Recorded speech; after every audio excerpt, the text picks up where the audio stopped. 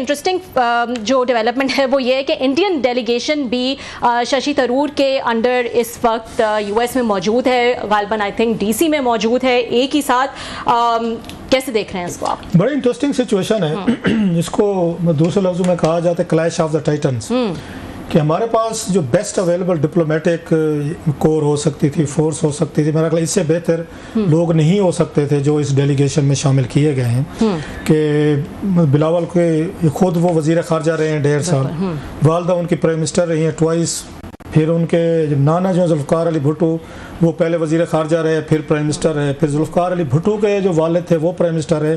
सो उनकी तीसरी मतलब या चौथी जनरेशन तक अगर देखें तो पावर कॉरिडोर्स उन्होंने देखे हुए हैं, सो डिप्लोमेसी भी देखी हुई है, घर में देखी है, बच्चे जो हैं वो ये तमाम चीज़ें देखते हैं। और फिर बिलावल खुद प्रैक्टिकली चीज़ें की हुई हैं। सो बिलावल के पास एडवांटेज है if compared with Shashi Tharoor साहब जो इंडिया में, उन पे भी आऊँगा कि उनकी क्या स्ट्रेंथ और वीकनेसेस है, पहले अपनी देख लेते हैं। फिर इसके बाद हम देखें डेलीगेशन के दूसरे लोग जो हैं, जलील अब्बास जिलानी साहब वेरी सीजन एंड वेरी मतलब मेच्योर और पुराने वो डिप्लोमेट हैं। वो वहाँ वाशिंगटन में भी वो सफ़ीर रहे हैं, वो बीजिंग में रहे हैं, फिर पाकिस्तान के फॉरेन सेक्रेटरी रहे हैं, और फिर इसके बाद अच्छा इंडिया में भी उन्होंने सर्व किया हुआ है। ये बहुत कम लोगों को पता होगा। जलील अब्बास जिलानी साहब जो हैं वो वहाँ पे रहे हैं। फिर जैसे मैंने कहा अभी निगरान वो वजीर खारजा भी रहे हैं। सो उनका क्लाउड भी बड़ा इंपॉर्टेंट है, उनको समझते हैं वाशिंगटन की पॉलिटिक्स को। फिर शहरी रहमान साहबा हैं। शहरी रहमान साहबा जब वहाँ पे आपको याद होगा हुसैन हकानी साहब जो है उनको हटाया गया था, इस्तीफा लिया गया था मेमो गेट के बाद, तो उनकी जगह जिनको भेजा गया था वाशिंगटन एम्बेसडर के तौर पर वो शहरी रहमान साहबा थी। सो वो वाशिंगटन को भी जानती है, वाशिंगटन के कुछ लोग या सर्कल्स उनको भी जानते होंगे, वो भी थोड़ा सा माइंड समझते हैं। So that's again a good choice. फिर खुरम दस्तगीर साहब जो है, खुरम जो है वेरी लॉजिकल वेरी कन्विंसिंग का है। जब भी गुफ्तगू करते हैं आप टीवी पे देखें, बड़ी सुलझी हुई, बड़ी कभी उनके मुंह से कोई गैर ज़रूरी गुफ्तगू नहीं सुनी, किसी लड़ते झगड़ते इस तरह की बात नहीं करते, स्ट्रेट सीधी और अच्छी बात करते हैं। सो उनको भी एक्सपीरियंस है थोड़ा सा फॉरेन ऑफिस का, उनको भी लगाया गया साथ में।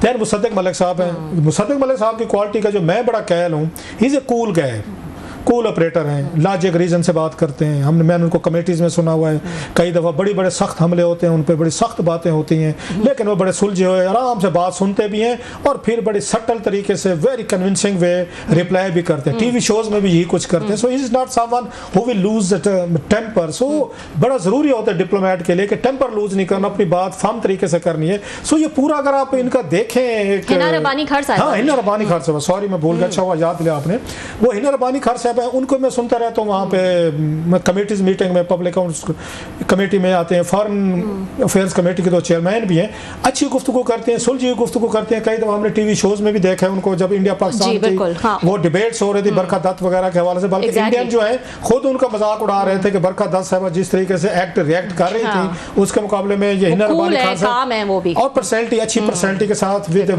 गुड कंडक्ट हिना रब्बानी साहबा खान ने भी अपने आप को किया। और आपको याद होगा इंडिया भी गई थी एक दफ़ा पीपल्स पार्टी के दौर में, जब वो मिनिस्टर ऑफ स्टेट थी, but she was acting as foreign minister.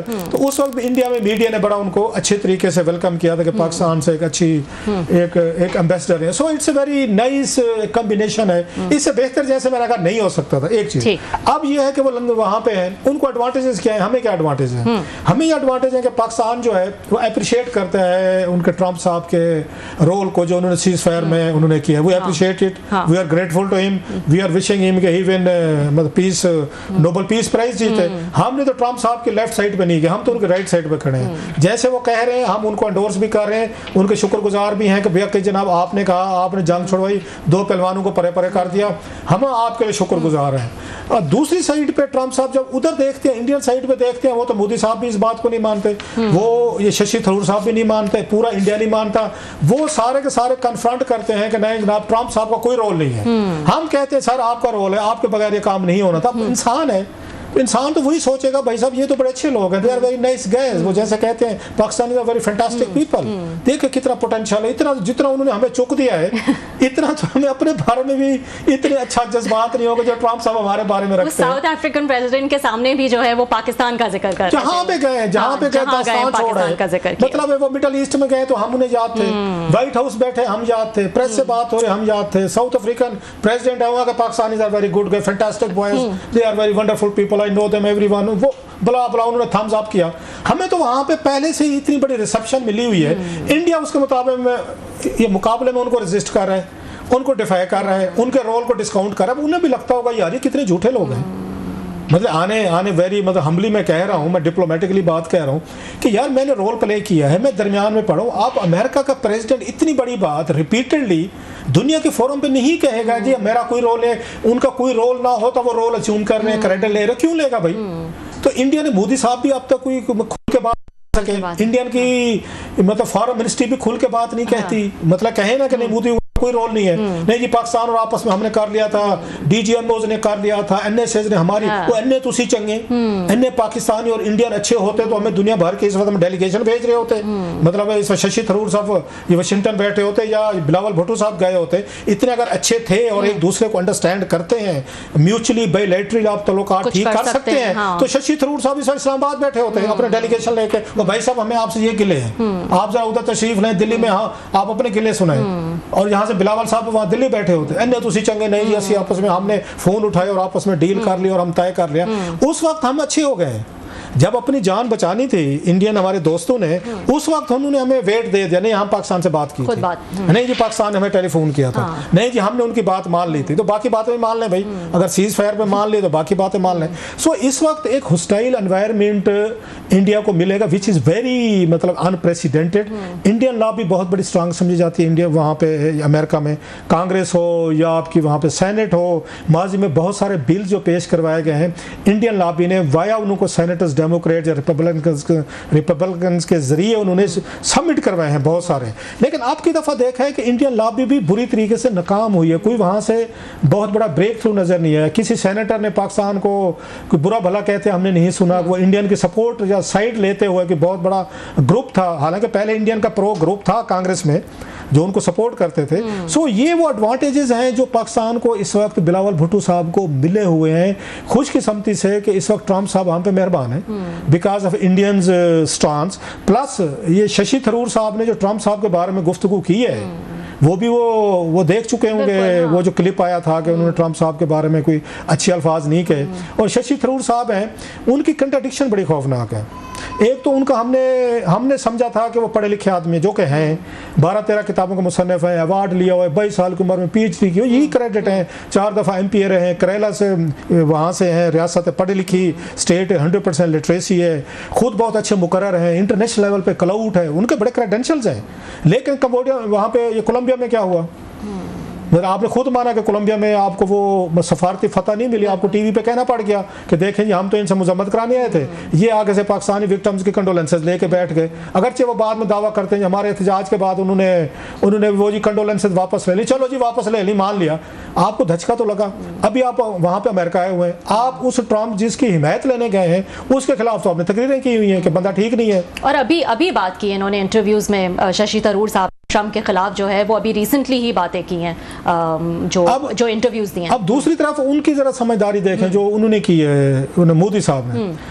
Modi साहब पे बहुत बड़ी तनकीद आ रही थी कि भाई साहब आपके जयशंकर साहब जो हैं जिनको मॉडर्न डे आप हेनरी किसिंजर से काम तो समझते नहीं हैं, तो हेनरी किसिंजर साहब तो दुनिया को मुतमिन करने में नाकाम रहे हैं। मोदी साहब को बहुत बड़े दोस्त थे, तल्लुकात थे, 56 इंच की छाती थी, ये तो फिर दुनिया तो मतलब ये तो अकेले रह गए ना, रशिया इनके साथ है ना, यूके साथ है ना, यूरोपियन साथ है ना, अमेरिकन साथ है, तो फिर साथ में कौन है? चाइना साथ तो खैर चलो नहीं है, तो साथ में कौन है? वो कहते दुनिया में एक मुल्क भी नहीं है। इवन वो कह रहे थे उनके तबसा निगार में टीवी पे सुन रहा, उन लोगों का नेपाल जैसे मुल्क ने आपकी सपोर्ट नहीं दी। चलो पाकिस्तान के साथ 4 मुल्क खड़े तो हो गए, 4 ममालिक थे, 3 थे, 2 थे, जितने भी थे, कुछ 4 तुर्की ने ऐलान कर दिया, चाइना ने कर दिया, कह दिया ना कि हम अजरबैजान ने कह दिया कि हम पाकिस्तान के साथ खड़े हैं, तो खड़े थे ना।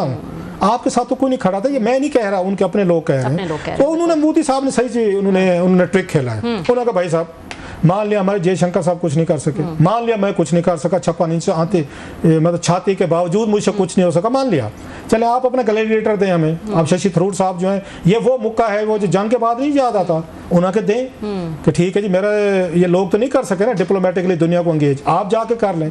तो शशि थरूर साहब जिस तरीके से गए हैं, अब शशि थरूर साहब ने बुक्स लिखी हुई है नरेंद्र मोदी साहब पे, उनके खिलाफ लिखी हुई है, बीजेपी के खिलाफ लिखी हुई है। और कंक्लूजन क्या है उनकी बुक्स का? वो कहते हैं अगर बीजेपी और आरएसएस का जो मॉडल है जिसको मोदी साहब चला रहे हैं, इसकी वजह से इंडिया का मुस्तकबिल वो नहीं है, इट्स इन डेंजरस हैंड्स, मुस्तकबिल महफूज नहीं है। ये उन्होंने मोदी साहब, बीजेपी और आरएसएस के बारे में, ये शशि साहब के अपने अल्फाज हैं, ये मेरे आपके नहीं हैं। तो जिस प्राइम मिनिस्टर को आप इंडिया के लिए खतरा समझते हैं, उसकी जाके आप वो डिफेंड कर रहे हैं पॉलिसीज को। मान लिया कि आपका मुल्क है, आपको बिल्कुल उनके मफादात को आपको प्रोटेक्ट करना चाहिए, आपको बिल्कुल इंडियन स्टांस को प्रमोट करना चाहिए, लेकिन कोई इंटेलेक्चुअल कोई ऑनेस्टी भी होती है। आप ये कहते हैं कि मैं बिल्कुल इंडिया के साथ हूं, इंडिया मेरा मुल्क है, इट्स माई मदरलैंड, जो मोदी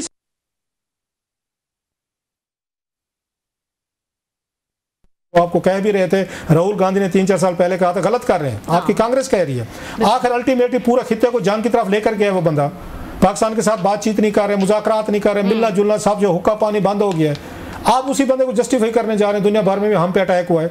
आप तो रीजन के आदमी थे, लॉजिक के आदमी थे, जो किताबों में जो कुछ लिखते रहे, फिर झूठ लिखते रहे, मतलब फिर हमारे पैसे ज़ाय किए, आपने हमारे पैसे वापस करें। दूसरे लोग जो आपकी किताबें पढ़ के हमने अपने आप को बाशऊर करने की कोशिश की है, आप अगर इस उनको ठीक समझते हैं कि इंडियन मतलब प्राइम मिनिस्टर जो रियासत गलत नहीं होती, मान लिया रियासत को डिफेंड करें, लेकिन आपने मोदी साहब पे तनकीद की, आपने बीजेपी पे की, उनकी डिप्लोमेटिक फेलियर्स पे की, पाकिस्तान के साथ रिलेशनशिप को ख़राब करना, जिसका नतीजा इस शक्ल में निकला है, जो मतलब राहुल गांधी कहते थे, तो आप जाकर वहाँ डिफेंड कर रहे हैं। ज़रूर करें, तो मतलब डिफेंड कहाँ पे कर रहे हैं, पहले उनको ऐड किया है। मैंने कहा मोदी साहब ने, मैं समझता हूँ उन्होंने जैसे इनसे उनसे बदला लिया है। अगर मुझसे पूछेंगे, मेरे खिलाफ किताबें लिखी है ना, आप जरा तैर के दिखाएं, जरा जाएं, और वापसी पे जब आप वापस आएंगे और आपके हाथ में कुछ नहीं होगा, फिर ये कांग्रेस कैसे पार्लियामेंट में उन पे तनकीद कर सकती है, टीवी शोज में कर सकती है। और यही जो जिनको गोदी मीडिया कहते हैं, गोदी मीडिया कहते हैं, यही आप देखिएगा इनके हशर नशर करेगा इनके शशि साहब को। और अच्छा, जबकि दूसरी तरफ ये जो हैं राहुल गांधी साहब, वो जो है वो बड़ा मज़े की तनकीद जो है वो इस वक्त कर रहे हैं मोदी पे। वो कहते हैं कि ट्रंप ने इशारा दिया, उन्होंने अभी एक तकरीर में कहा कि उन्होंने फ़ोन पर कहा नरेंद्र सरेंडर, और जो नरेंद्र मोदी साहब है उन्होंने कहा जी हुजूर। तो वो जो है वो इसका पूरा फ़ायदा उठा रहे हैं। और एक और चीज़ इस पर, क्योंकि आप कह रहे हैं कि अभी इंडिया जो है वो एक कह सकते हैं एक वीक पोजीशन में जो है वो नज़र आ रहा है। G7 समिट में भी मोदी को इस वक्त तक जो है वो इन्वाइट नहीं किया गया है। तो इंडियन साइड और पाकिस्तानी साइड दोनों इस वक्त अमेरिका में मौजूद है, लेकिन दोनों की पोजीशंस जो हैं वो काफ़ी डिफरेंट है, और एजेंडा और टारगेट्स भी डिफरेंट है। आपके ख्याल में? बस को खुदा का करम है कि हमारी इसमें मेहनत शामिल नहीं है। वो कहते हैं ना कि न ड्राइवर का कमाल, ना पता नहीं, वो एक ना शेर है बड़ा ज़बरदस्त, खुदा के बस के बारे में है, ना ड्राइवर का कमाल, ना हुनर फलां का, कोई इस तरह का, खुदा के सहारे चली जा रही है। वो बस के बारे में कोई शेर है, कोई इस तरह का, ये तो शेर व शायरी मुझे याद नहीं रहती। तो हमारा कोई कमाल नहीं, इसमें जो कुछ हुआ अल्लाह के करम हुआ स्पेशल हम पे।